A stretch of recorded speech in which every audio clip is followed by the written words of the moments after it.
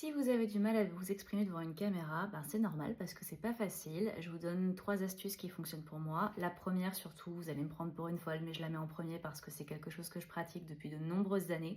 Quand vous êtes tout seul chez vous, dans votre voiture, répondez à des interviews imaginaires. Ayez des débats argumentés imaginaires. Parlez dans le vide comme ça, mais parlez particulièrement de sujets que vous maîtrisez parce que c'est là qu'on est le plus dans le confort. Mais voilà, et une fois que vous êtes à l'aise avec cet exercice somme toute original, faites-le devant une caméra éteinte. Pareil, parlez. Imaginez que vous êtes en plateau télé et que vous répondez, qu'il y a un journaliste ou qu'il y a une personne en face de vous qui n'est pas d'accord et que vous devez débattre. Et puis petit à petit, faites-le avec une caméra allumée. Ça prend du temps, c'est pas magique, mais en fait, c'est la prise de parole devant une caméra, c'est comme la musculation en fait. Faut faire des exercices, faut pratiquer, et avec le temps et avec l'entraînement, les choses deviennent de plus en plus faciles.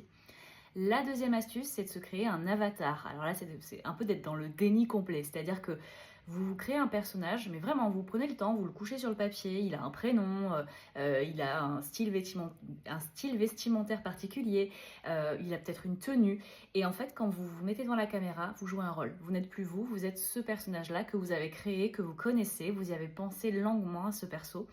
Voilà, c'est une astuce qui fonctionne bien aussi. J'avoue que moi, je préfère la première, mais celle-ci peut fonctionner aussi pour certaines personnes. Et la troisième astuce, alors c'est tout con, c'est possible que s'il y a du montage derrière, mais si vous êtes mal à l'aise, si vous bégayez, si vous avez l'impression que ce que vous dites c'est nul, eh ben dites-le, verbalisez-le. Putain, c'est nul ce que je dis là, putain, je suis pas à l'aise, ça fait pas naturel, c'est tout pourri. Et en fait, vous coupez au montage, mais le fait de le verbaliser, ça va lâcher la pression, et ce qui va se passer après, ça va être plus naturel et plus détendu.